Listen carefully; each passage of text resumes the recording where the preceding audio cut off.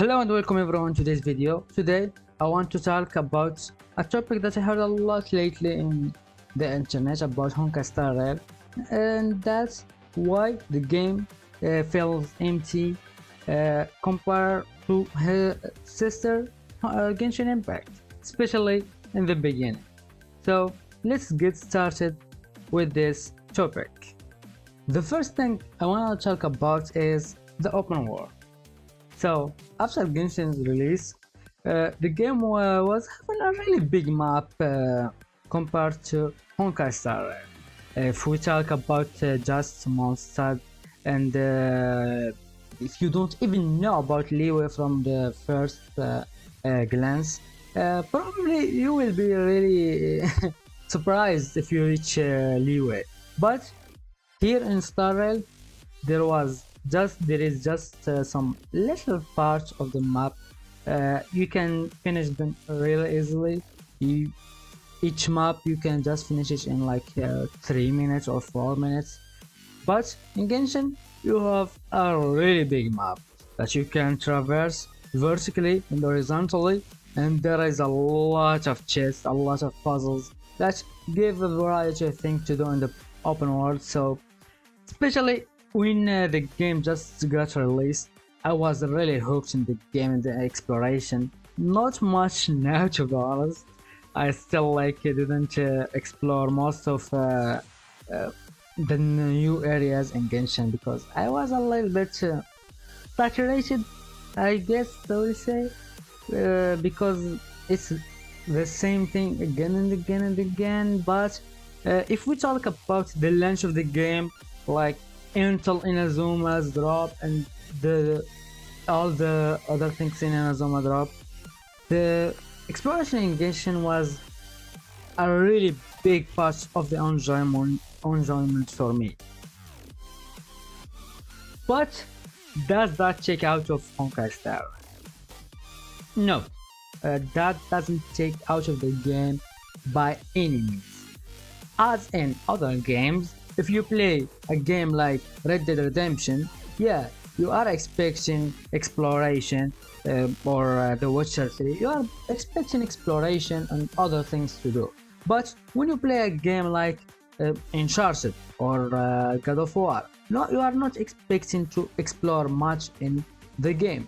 That you are expecting to do the story and get forward in what you are doing. But there is some exploration elements that it's fun to go to these areas, at least in the first time doing so. So that's a big part of the story. The game doesn't need to be open world. But now let's talk about the other parts of the game. And now let's get to the second part of the topic, the auto battle. So this button here make it way easier to play the game. But is it for good or bad? That's I think that can be taken in both ways, to be honest. Because in the beginning of the game, yes, it is kind of taken out of the game because you don't actually play it most of the time. Compared to Genshin, you are playing the game because you need to farm, but here you are just doing the auto battle and leaving others, you do other things. But is that bad for the game? I think that's the opposite. For me, the auto battle in this game can be way better than the farming in Genshin in the long run, because for Genshin I really had enough of farming. It's on the top of my head. I really hate farming now in Genshin. There is a lot of days that I just open the game, do my dailies, and that's it. I don't even do the other recent things. I just don't like it anymore. So that's, for me, can be way better in the long run for the game, because you will just still be farming, but just in the back, you won't care about it that much. Now let's move to the fourth point for me in this video. My first point might be really the 1.1 update.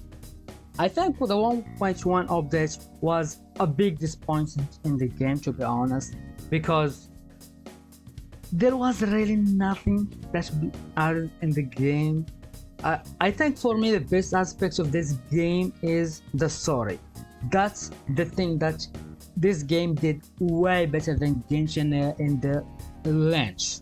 The Genshin 1.0 story was, especially the storytelling was okay, but this game's storytelling is way ahead of Genshin 1.0.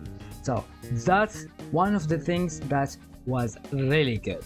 But 1.1, to be honest, was disappointing a lot, because I did expect that we will get the finishing part of the story for the third, the Jinzo Lufo. I don't know how to spell this, but I did expect that we will get the ending for this part and get a new boss, weekly boss, because that's what we did get in Genshin Impact. In the 1.1 story, we did get the finishing part of Liyue, and we did get the child boss fight. But in Honkai Star Rail, which is for me way more focused on exploring the story and the characters, that was disappointing to say the least.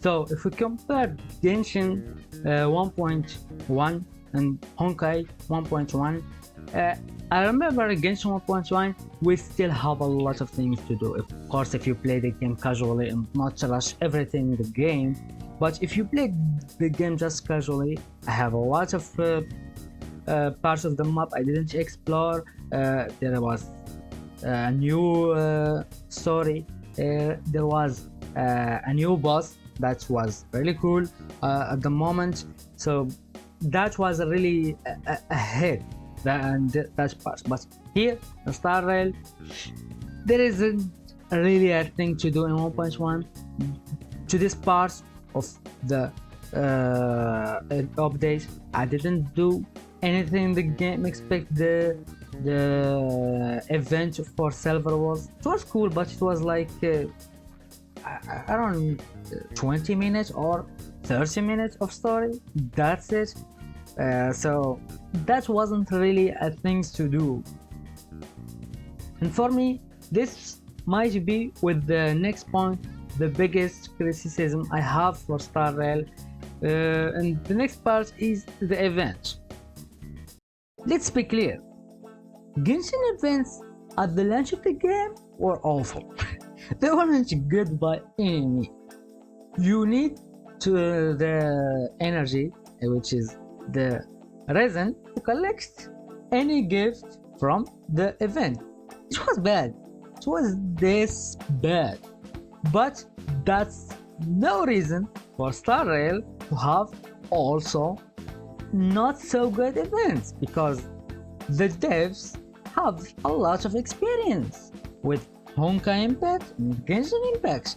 There is no excuse for them to have also here not very good events at the launch of the game, because the game feels empty. So the only thing I do now is open the game, make them play the game auto, so I can farm and do the dailies, and that's it. There is nothing else to do. I still didn't even do this event, but it's not something to be big with. It's just auto thing to do. At least they gave us some companion quests, I guess, even though I didn't like most of the companion quests that were in the game at launch. They weren't good, I think. I think they are better than Genshin story quests, the character story quests in Genshin, because Genshin's character story quests are all awful. The only good ones are the Archon's one, the only good ones. I still didn't do Yoimiya part 2, but all the other ones are bad. That's the best thing is bad, and there are some that bad is is bigger than them. So but in this game there are some that are good. I hope these three are better than the other that we have, so I am expecting more from them. And the last thing that I am gonna talk about is the end game. So the end game in Star Rail is also like Genshin. A big part of it is the Forgotten Hall. So the Forgotten Hall is big part of the end game, which is exactly like the Abyss. And to be honest, I didn't like any of them, neither in Genshin or here. They are not that good. They are damage check for the most part, or in Genshin, especially with the latest Abyss, they are just annoying to do with some beasts that you can't even dodge or do anything. And here in Star Rail, it's basically a damage check and then element check. If you don't have this character with this element, or you don't have this much crit damage and attacking this character, you can do it. There is no skill in this. But I will have to say that simulated universe is fun, but the grind in it is not fun, because first time doing the world is fun. Redoing the world for the materials that the relics that you farm is not fun, to be honest. It's just another grind add to the game that you just leave it auto and do something else, because everything can be do auto, so you don't really have a reason to do it. So now, in the conclusion, does Honkai feels more empty than Genshin in the launch? Yes, it does feel, but I don't think that's a bad. First point was the open world, and to be honest, I prefer that Star Rail doesn't have an open world to an extent, because I wasn't having fun in recent open world, except Zelda. I didn't have fun in a lot of open world, so I want to have a change. Especially even in Genshin, I didn't explore the latest areas. So if Star Rail was open world, to be honest, even if it was open world, I wasn't going to explore that much the game. So if now that it's not open world, but it's a good change for me. But I do expect more from the game, especially in the story. I really hope that the game does bring more story than Genshin, because the story in Genshin is very slow. I hope that it's more like it's sister Honkai that brings the story way quicker than Genshin, because it's a game focused on the story. I hope this game will focus more on the story, give us a variety of events that we can do a little bit more, not to speak to this one to give you the reward, or do nothing and leave them combat auto in the hope that everything will not finish quickly. And I hope that the simulated universe can have a little changes to it. I don't know, changing the mob regularly or doing something to it, because if just face the same mobs, the same boss every time, it can be unenjoyable at the long run. I really hope that it can maybe change even to something like the Elysian Realm from Honkai Impact, because they change the mobs every cycle of the updates. They change the buffs, the debuffs. They give certain buffs that you like the hand and the other things here. They give them buffs or debuffs every patch that they encourage you to use certain characters or certain buffs with the characters that can make things a little bit better in the long run. And that's it for me in this video. If you enjoyed the video, put a like and write in the comments your opinion about the game. What do you want to change in the game, and what do you want them to give you in the patches, in the next patches?